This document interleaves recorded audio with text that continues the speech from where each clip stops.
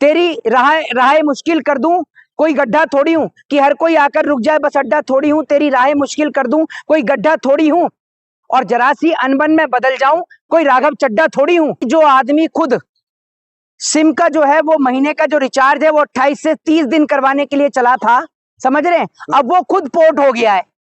वो आदमी जो आप ये समझिए कि सदन के अंदर बिल लेकर आने की बात कर रहा था, दल बदल कानून को लेकर, जो आदमी कह रहा था कि अगर कोई भी नेता या सांसद किसी और ने पार्टी में जाता है तो उसकी संसद की सदस्यता रद्द हो, वही आदमी आज एक पार्टी को छोड़कर दूसरी पार्टी में शामिल हो गया है।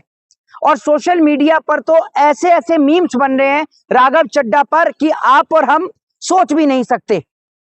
एक गाना जो है वो बहुत राघव चड्ढा की वीडियो लगकर, फोटो लगकर बहुत वायरल हो रहा है। वो कौन सा गाना है कि जो एक वो गाना है ना कि हर किसी को अच्छा लग जाऊं, कोई पैसा थोड़ी हूं, वो वाला है, समझ रहे हैं? तो वो वाला गाना ला के लोग राघव चड्ढा के ऊपर मीम्स बना रहे हैं, और कुछ लोग तो ऐसी ऐसी लाइन पढ़ रहे हैं कि हर कोई आकर रुक जाए, कोई बस अड्डा थोड़ी हूं, कि हर कोई आकर रुक जाए, मैं कोई बस अड्डा थोड़ी हूं।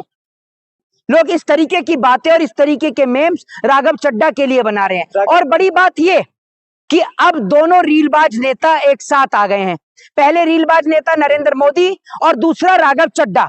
राघव चड्ढा कभी भी जनता का मसीहा नहीं था, चाहे ये अरविंद केजरीवाल की पार्टी में था या नहीं था, लेकिन ये कभी भी जनता का मसीहा नहीं था। ये तो रीलबाज आदमी था, ये तो अपनी पीआर मैनेज करने में लगा हुआ था, ये तो अपनी पीआर टीम को मैनेज करने में लग रहा था। एक बात आप मुझे बताओ, जो आदमी स्विगी के ऊपर रील बनाता है, ब्लिंकिट के ऊपर रील बनाता है, जोमेटो के ऊपर रील बनाता है, सिर्फ रील ही तो बनाता था, ये रीलबाजी तो आदमी था। इसने एक भी काम पर इंप्लीमेंट किया? आप मुझे बताइए, सदन के अंदर कोई बिल लेकर आने की चर्चा करी हो, या सदन के अंदर कहीं पे या फिर कहीं बाहर जंतर मंतर पर, रामलीला मैदान पर कोई धरना या प्रदर्शन किया हो? ये सिर्फ रील बार आदमी था। लेकिन वो तो कह रहा अब मैं परफेक्ट पार्टी में चला गया, एकदम सही पार्टी में गया हूँ, जो देश के लिए बात करता है। हाँ, तो मेरी बात, नकारात्मक राजनीति कर रही है। नहीं, मैं आपको बताता रहा हूँ। ये तो एक बात आप मुझे बताइए, आम आदमी पार्टी तो राजनीति ही नहीं कर रही है, क्योंकि आम आदमी पार्टी सत्ता में ही नहीं है। आम आदमी पार्टी तो पंजाब में सत्ता में है। कौन सी नकारात्मक राजनीति आम आदमी पार्टी कर रही है? असल में क्या है, ये वो लोग हैं जो कल तक ये कहा करते थे कि भारतीय जनता पार्टी अनपढ़ों की और गुंडों की पार्टी है, और राघव चड्ढा आज उन्हीं अनपढ़ और गुंडों की पार्टी के मेंबर हैं। तो ये कहूं कि राघव चड्ढा अनपढ़ हैं, या ये कहूं अनपढ़ तो नहीं है, पढ़े लिखे हैं, तो ये कहूं कि राघव चड्ढा गुंडे हैं? वो राघव चड्ढा जो पहले जनता के मुद्दे उठाता था, अब देखना हिंदू खतरे में है, समझ रहे हैं? हिंदू को मुसलमान से खतरा है, हिंदू मुसलमान के खिलाफ बयानबाजी, अब यही इसका काम रहेगा। और एक बात बता दूं कि जो आम आदमी पार्टी के नेताओं ने जो ये बात कही है कि राघव चड्ढा की जो शादी हुई है वो भी अरविंद केजरीवाल की वजह से ही हुई है, ना अरविंद केजरीवाल इन्हें एमएलए से सांसद बनाते, और ना कभी इस आदमी की शादी हो पाती परिणीति चोपड़ा से। ये भी मैं आपको बता दूं। आप क्यों कह रहे हैं? नहीं तो सौरभ भारद्वाज ने कुछ गलत कहा है?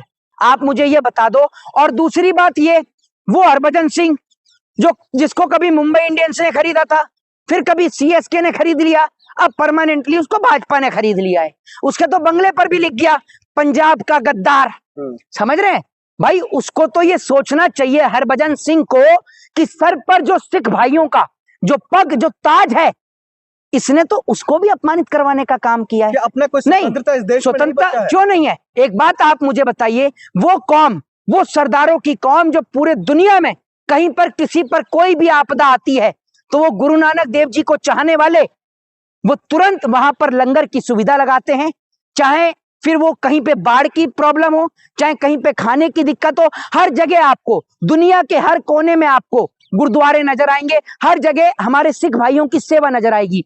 ये हरभजन सिंह भूल गया कि ये वही किसान आंदोलन था जो भाजपा की सरकार के राज में हुआ, जिसमें हमारे कई सौ किसान भाई शहीद हो गए। ये पंजाब की धरती से आता है, और हमारे पंजाब के किसान भाई, हमारे हरियाणा के किसान भाई, हमारे उत्तर प्रदेश के किसान भाई, हमारे मध्य प्रदेश के किसान भाई इन्हीं दिल्ली की सड़कों पर और इन्हीं बॉर्डरों पर बैठे हुए थे, जहां पर आज ये सांसद बनकर हरभजन सिंह बैठा हुआ है। हरभजन सिंह को तो ये कह देना चाहिए कि वो सिख कौम से ही नहीं है, क्योंकि सिख कौम तो वो है जिनकी वजह से हिंदू धर्म जिंदा है।